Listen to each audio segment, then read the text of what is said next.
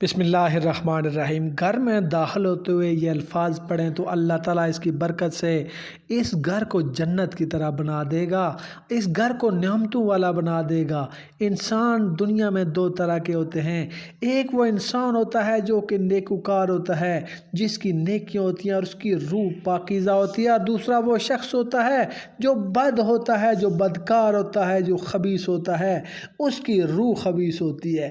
ایک شخص بظاہر دیکھنے میں تو شاید آپ کو بہت ہی متقی اور پرہیزگار لگے، لیکن وہ اندر سے اس کی روح بہت ہی بد ہوگی اور وہ بہت ہی خبیث ہوگی۔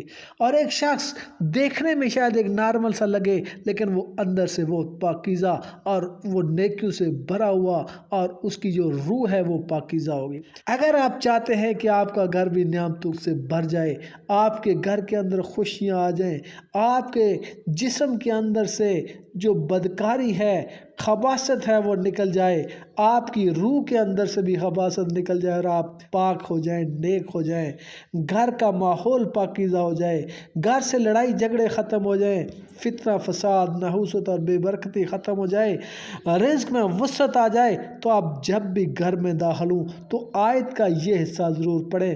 سورۃ نحل آیت نمبر 32 کے اندر اللہ پاک فرماتے ہیں، سلام علیکم ادخلوا الجنت بما کنتم تعملون، سلام ہو تمہارے اوپر، داخل ہو جاؤ اس جنت میں جس کے لیے تم اعمال کرتے تھے۔ آپ اس کو ایک بار پڑھ کر گھر میں داخل ہو جائیں تو اللہ تعالیٰ اس گھر کو بھی جنت بنا دے گا۔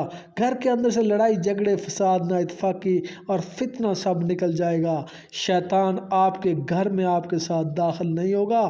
اگر گھر کے اندر اسی طرح کی پریشانیاں ہیں تو آپ 70 بار روز 7 دن تک پڑھیں اور دعا کریں، اللہ تعالیٰ اس گھر میں جتنی بھی پریشانیاں ہیں ان کو ختم کر دے گا۔ یہ قرآنی الفاظ ہیں، جب بھی پڑھیں گے اللہ پاک آپ کو نیک اعمال کی توفیق عطا فرمائے گا اور آپ کے اندر جو بدکاری ہے اس کو ختم فرما دے گا۔ اللہ تعالیٰ آپ کو نیکوکاروں میں، نیک لوگوں میں اللہ پاک آپ کو شامل فرمائے گا۔